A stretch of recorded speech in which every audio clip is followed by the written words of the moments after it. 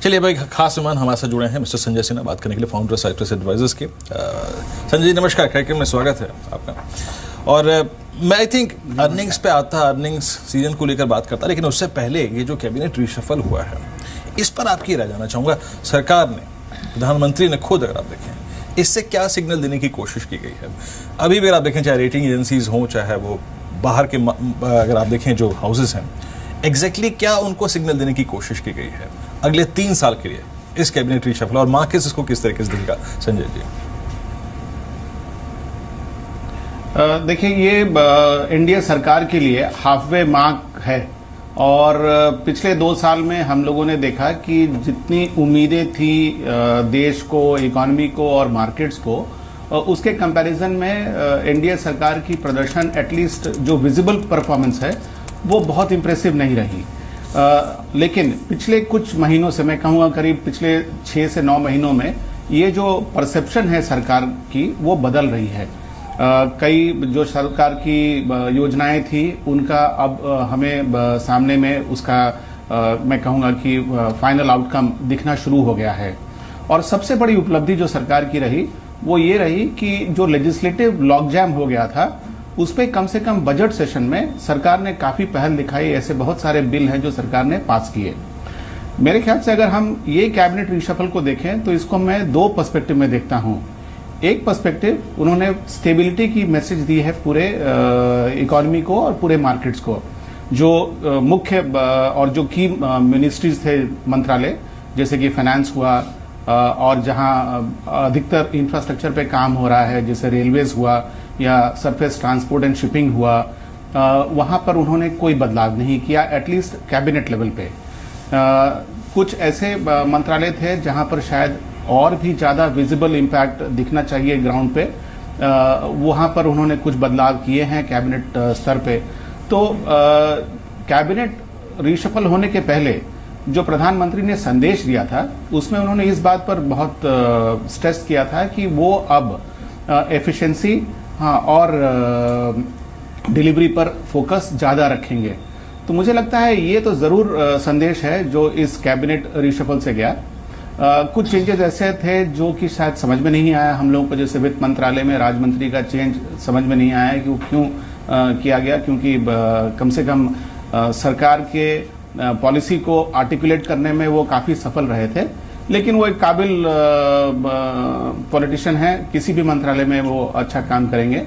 और उनके जगह पे जो आए हैं वो भी एक बहुत काबिल एमपी हैं जी। और उनका जो प्रदर्शन रहा है as a member of parliament वो काफी अच्छा रहा है। तो आज जो अगर हम मार्केट पर्सपेक्टिव से देखें, जो सबसे बड़ी सेक्टर है जहां पर सरकार की पहल की जरूरत है वो है बैंकिंग सेक्टर। और वहां पर कुछ पहल सरकार ने कर रखा है और उसको कंटिन्यू करना जरूरी है। मैं उम्मीद करता हूं कि ये जो चेंज है, ये इस कंटिन्यूटी को बरकरार रखेगी। बिल्कुल। चलिए Pritesh, last question to you. कोई पिक्स आप देना चाहेंगे? देखिए, we already talked about small cap mid cap stocks, लेकिन जैसे मैंने पहले भी शो में बताया था, फार्मा स्टॉक्स मुझे बहुत अच्छा मूव दिखाई देंगे ऐसा in the next few days, ऐसा लग रहा है। सन फार्मा पे ध्यान रखना चाहिए। सन फार्मा ने अपना जो बुलिश गार्टली पैटर्न बनाया था फ्यू मंथ्स बैक, उसको फिर से विजिट किया है। Is on the verge of breaking out from a small flag pattern on the daily chart. मुझे लग रहा है यहाँ पे 782 के ऊपर Sun Pharma can go back to levels of 805। तो यहाँ पे अच्छा मूव देखने को मिल सकता है। इस बीच एक दो स्टॉक, प्रतीश बहुत बहुत शुक्रिया आप इस कार्यक्रम में शामिल हुए। सभी काउंटर्स और इंडस्ट्रीज पर रखिए आपने। इस बीच अगर आप देखें 157 हिट करता हुआ डीएलएफ, ये भी डे हाई पे कारोबार कर रहा है। एनबीसीसी में आप देखिए आप करीब करीब 7% का मूव। इतने बड़े ऑर्डर की खबर के बाद अगर आप देखें ऑलमोस्ट इसमें ये डे हाई पे कारोबार कर रहा है। और याद रखिए ये इस वक्त CY16 के नए हाइज पर है। संजय जी, अभी real estate, I mean DLF का जिक्र किया मैंने, एनबीसीसी का जिक्र किया, थोड़ा सा विश्वास लौटता हुआ इस स्पेस में as a investor. I mean don't know exactly pricing में क्या हो रहा है या नहीं हो रहा है, डिमांड में क्या हो रहा है नहीं हो रहा है, या फर्स्ट होम बायर आ रहा है या नहीं आ रहा है, बट प्राइसेस कुछ स्टेबल हो रहे हैं विद पॉजिटिव बायस। आपका इस स्पेस में इंटरेस्ट बन रहा है सर संजय जी? देखिए, अगर आप देखिए कि ग्राउंड लेवल पे क्या हो रहा है, तो सबसे बड़ी जो चेंज हुई है पिछले 2 साल में वो है कि कंज्यूमर का कॉन्फिडेंस लौट आया है। और इसका जो रिफ्लेक्शन है वो आपको आरबीआई के फिगर्स में भी दिख रहे हैं। Even though overall loan growth की फिगर सिंगल डिजिट में है, बट हाउसिंग लोन की फिगर जो है वो डबल डिजिट में है। तो जो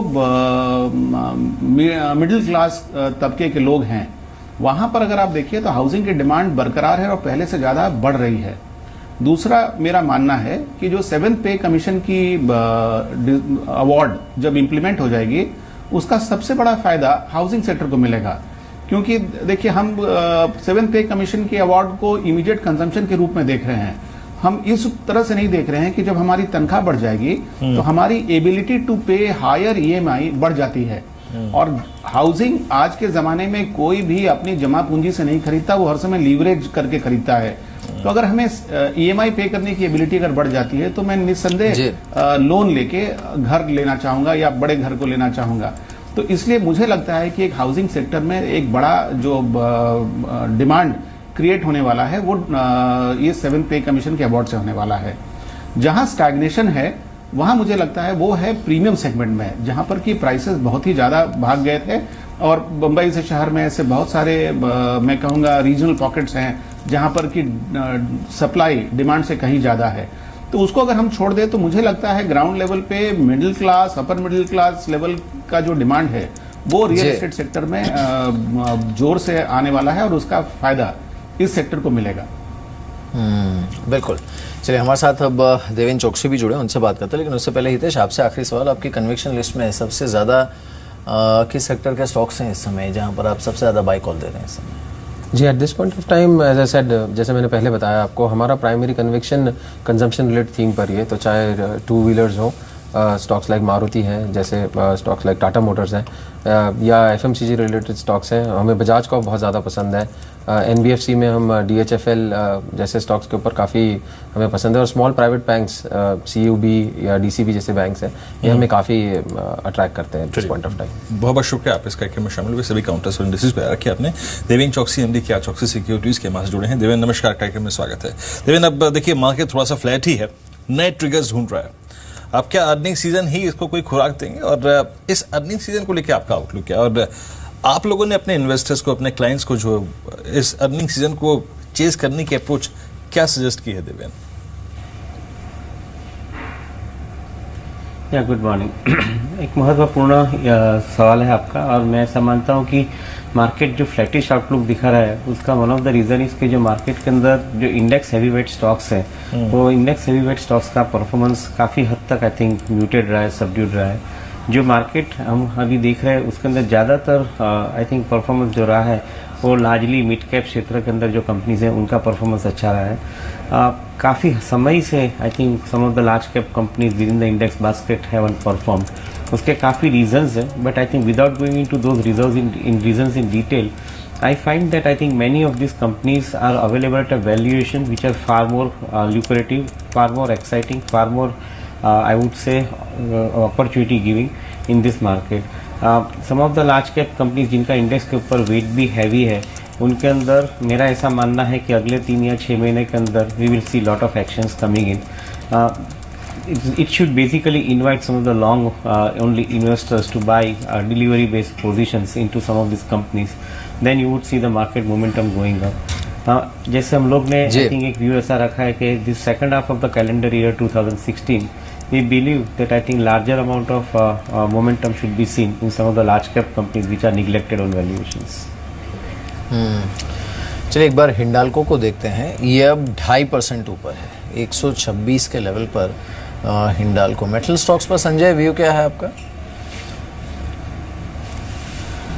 देखिए मेरा व्यू तो मेटल पे कॉशियस है, लेकिन उसका कारण यह है कि मैं समझता हूं कि एक ग्लोबल स्लोडाउन की शॉक आज भी हमारे आगे है, और जब तक हम उस शॉक को पार नहीं कर जाते हमें मेटल्स और ग्लोबल कमोडिटीज पे बुलिश नहीं होना चाहिए।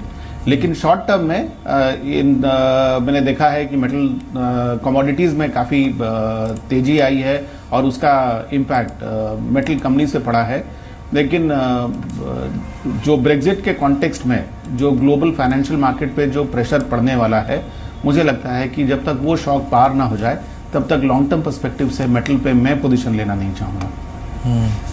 देवेन, इस वक्त पिछले अगर मैं 1-1.5 महीने को देखूं तो एक तो अभी जैसे अभी जेपी इंफ्रा की जो जेपी ने किया एग्जैक्टली अगर आप देखें, या फिर बाजार ने जो इंटरेस्ट शो किया है बहुत हाई डेट कंपनी पे, हालांकि वो एक अच्छी थीम नहीं है। I mean it might be technical reason, शायद कोई बहुत स्ट्रॉन्ग रीजन नहीं है फंडामेंटली मैं स्टॉक को पिक करूं, लेकिन एक और चीज़ है देवेन, आप देखिए जिस प्रकार से मिड कैप इंफ्रा भाग रहा है, ARSS इंफ्रा, इक्विपमेंट फाइनेंस कंपनियां, इक्विपमेंट कंपनियां, ये इंटरेस्ट सही है बाजार का क्या? और एज ए इन्वेस्टर मुझे क्या इसको चेस करना चाहिए मिड कैप इंफ्रा को इस वक्त? काफी हद तक आई थिंक मार्केट एक पोटेंशियल को देख रहा है ये मिड कैप कंपनीज के अंदर, और मैं मानता हूं कि potential remains very high. However I think more importantly ये मिड कैप कंपनीज के अंदर कितनी बैंडविड्थ है मैनेजमेंट की, कैसे वो डिलीवर कर पाते हैं, उसके ऊपर ध्यान देना बहुत जरूरी बनता है। मैंने काफी कंपनीज को नजदीक से देखा है, मैं समझता हूं कि I think market is probably going long on stories and I think short on realities. Probably I think they are not trying to give weight to the ability of the management to deliver some of the high potential areas in which they are operating. Or many mid-cap companies are facing the similar situation. Bandwidth का constraint गिनिए या I think ability to materialize I think the execution part, I think उनकी एक तरफ देखें. I think these companies are basically struggling on that front. So I would remain cautious. Maybe I think some of the companies have run up ahead of time, ahead of valuations. Probably I think उनके अंदर थोड़ा ध्यान जोर से देना और जरूरी देना बनता है, क्योंकि I think one should not get trapped into this particular rally. At the same time, many companies where the management holds good amount of potential, they are available at a relatively discounted valuation. So I think one could possibly look at good quality management, good businesses, and a valuation which are at discounted levels. I think that would be the good formula to work with. Right. इस बीच हमने mid cap banks की बात की थी, उसमें अब देखिए move किस तरह का है। साउथ इंडियन बैंक ऑलमोस्ट 4% ऊपर अब ट्रेड कर रहा है, bank of India 2%, Karur Vysya bank 2% ऊपर, यूनियन बैंक 1.5% ऊपर, इन सारों पर मूव है। कुछ और जो मूवर्स हैं इसमें सेल करीब 1% ऊपर है, रिलायंस कम्युनिकेशन और रिलायंस इंफ्रा, इन पर अच्छा मूव देखने को मिल रहा है। ये सारे स्टॉक्स ऐसे हैं जो कि मिड कैप में आज लीड कर रहे हैं। देवेन, आपने मिड कैप में कोई स्टॉक्स ऐड किए हैं क्या अपने पोर्टफोलियो में? We continue to put our weight on some of the companies like Sterlite Telecom now. Then we continue to like the agri-business in which we continue to hold position, as well as I think recommend company like Jain Irrigation. We believe that UPL, Advanta kind of companies are also equally looking attractive. TV18, Network 18 within the content space, we find that I think there are good opportunities. So such kind of companies where the fundamentals are strong, I think we like those companies. In fact, I think in many of these sectors, we have a good amount of recommendation on some of the good quality stocks, including into the consumer finance and BFCs. I think there where we find the opportunities are probably growing much bigger for them. Sanjay ji, अभी IT देख लीजिए कि almost 3 महीने हो गए, रत्ती भर पैसा नहीं कमाया। ट्रेडर्स ने तो खैर कमाया ही नहीं, मंदड़ियों ने कमाया हुआ यहाँ पे, लेकिन IT का ना चलना आई थिंक ये बाजार का सबसे बड़ा डिसअपॉइंटमेंट है। और इनफैक्ट मैं टेक महिंद्रा की जो कमेंट्री थी मैनेजमेंट की वो सुन रहा था, उन्होंने कहा कि भाई ब्रेक्जिट का इम्पैक्ट होगा, डेफिनेटली होगा, और अभी नहीं, आपको 6 महीने बाद, साल भर बाद महसूस होगा। आपको IT पर क्या लग रहा है? आई मीन संजय, इस वक्त क्या ये लेवल्स एंटर करने लायक हैं या फिर अभी रुक जाइए, अभी आपको शायद और अच्छे लेवल्स मिल जाएंगे? देखिए, इसके जवाब को मैं 3 भाग में बांटूंगा। सबसे पहला जो पार्ट है वो ये है कि अगर आपके पास चॉइसेस हैं कि आप पैसा सिक्लिकल स्टॉक्स में डालें या डिफेंसिव स्टॉक में डालें, तो मोस्ट श्योरली आज आपको सिक्लिकल में अपॉर्चुनिटी ज़्यादा दिख रही है। ये पर्सपेक्टिव हाँ मेरे ख्याल से अभी कुछ समय तक बनी रहेगी। तो ये जो आपने देखा कि पिछले कुछ महीनों में IT सेक्टर के स्टॉक्स का प्रदर्शन बिल्कुल नेग्लिजिबल है, उसका एक कारण ये भी है कि पैसा जो रोटेट कर रहा है वो अब डिफेंसिव, जैसे फार्मा हुआ, IT हुआ, इनसे निकल के वो सिक्लिकल की तरफ चला गया है। तो वो एक पर्सपेक्टिव है। दूसरा कि ब्रेक्जिट का प्रभाव IT सेक्टर के रेवेन्यूज़ पे कितना पड़ेगा। तो अगर आप देखिए, जो लार्ज कैप IT कंपनीज हैं उनका exposure to the European Union करीब 25 से 30% का है। और नो डाउट ब्रेक्जिट का इम्पैक्ट सिर्फ ब्रिटेन तक लिमिटेड नहीं रहेगा, उसमें यूरोपियन यूनियन के डिसइंटीग्रेशन की संभावना भी बढ़ जाती है। तो इस पर्सपेक्टिव में ये जो असमंजस का माहौल पैदा होगा, उसमें हो सकता है कि ऑर्डर फ्लोज इन कंपनीज के लिए घट सकती है। लेकिन माइंड यू, ये 75% से लेके 70% जो उनका रेवेन्यू है वो इससे अफेक्टेड नहीं रहेगा। हमें इस बात को भी इग्नोर नहीं करना चाहिए कि ये जो मूवमेंट्स होंगे इनका बहुत बड़ा इम्पैक्ट करेंसी पे होगा, और ये कंपनीज किस तरह से अपने करेंसी रेवेन्यूज को मैनेज करते हैं उसका भी इनके मैं कहूँगा टॉप लाइन बॉटम लाइन पर असर पड़ेगा। तो ये सेकंड पर्सपेक्टिव है। तीसरा पर्सपेक्टिव है कि आप सिर्फ आईटी को आज के पर्सपेक्टिव से ना देखें। क्या हम अगर पिछले 3 साल में अपने एक्सपीरियंस को देखें तो क्या हमारे पोर्टफोलियो में सिर्फ सिक्लिकल होने चाहिए, उनको काउंटर बैलेंस करने के लिए कोई डिफेंसिव नहीं होने चाहिए? मेरे ख्याल से वो होने चाहिए, और इनको अक्वायर करने का समय तब होता है जब इनकी प्राइसेस वीक होते हैं। तो मैं कहूँगा कि आपकी पोर्टफोलियो का एक छोटा हिस्सा ही सही, 20%, 25% हिस्सा आपको यूज करना चाहिए इस वीकनेस में, इस सेक्टर के स्टॉक्स को अक्यूमुलेट करने के लिए।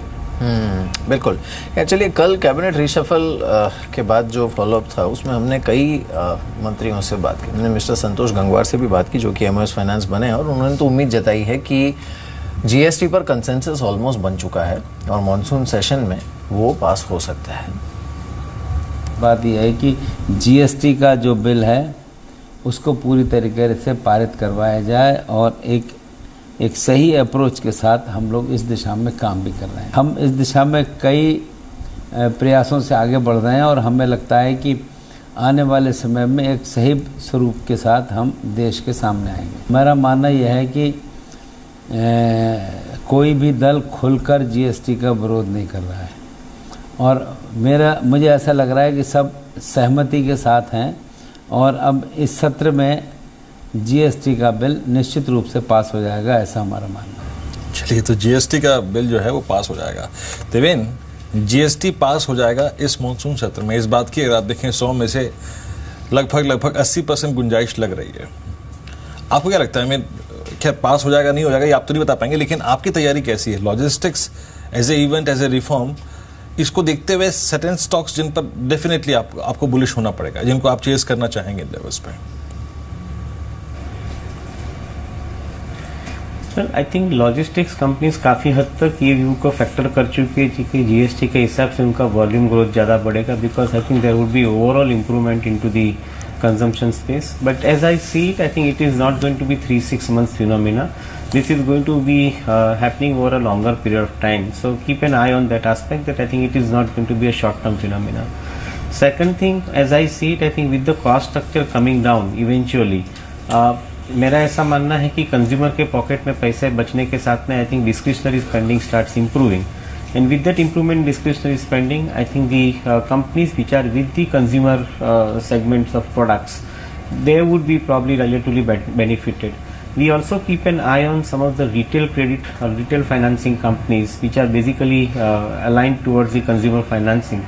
वहाँ पे भी हम ज़्यादातर आई थिंक वेट देते हैं, because we feel that I think this is one area which holds the promise of growing between 20 to 25 or even 25 to 30% rate of CAGR.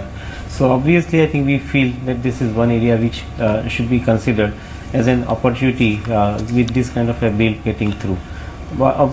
GST is definitely I think a long-term measure, and according to me I think it should ultimately improve the overall corporate manufacturing fabric in this country. That is how I see it. बिल्कुल।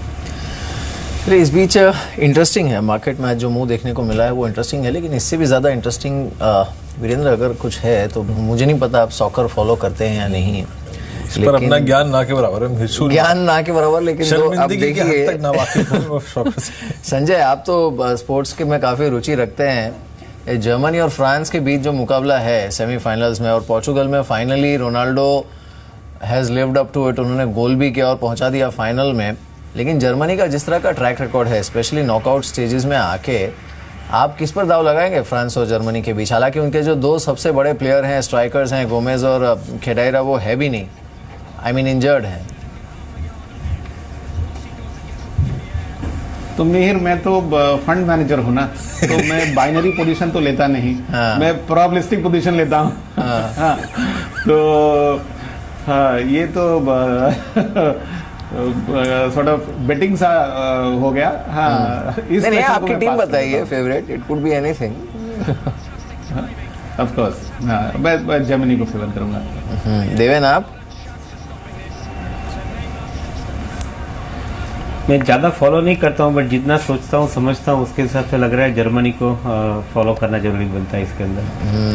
मैंने आखिरी match देखा था world cup final, Godse का बस वो गोल याद है। लेकिन इसमें देखिए एक चीज़ है, मैं थोड़ा सा फॉलो करता हूँ कि जर्मनी नॉकआउट स्टेज में आके अपनी जो गेम है वो ऐसे चेंज कर देता है कि जैसे वो पूरी टूर्नामेंट में खेला नहीं होता है। तो जो अपोनेंट होता है ना उसे समझ में नहीं आता है कि ये खेल क्या रहे हैं, और वो ही उनकी खासियत है। इसीलिए इस स्टेज में आकर उनको रोकना बड़ा मुश्किल होता है। आई थिंक फ्रांस ने अगर यहाँ पर उन्हें रोका, पिछली बार आपको याद है ना ब्राजील को 12:30 बजे है रात में, लेकिन आपको याद है ब्राजील को पिछली बार 7-1 से हराया था इन्होंने। तो I think France will be tense, और उम्मीद करते हैं कि अच्छा हो खेल। Ultimately game has to win, team तो चाहे कोई भी जीते, पर अच्छा होगा मौका। चलिए संजय, शुक्रिया इस बातचीत में शामिल होने के लिए, और देवेन आपका भी शुक्रिया।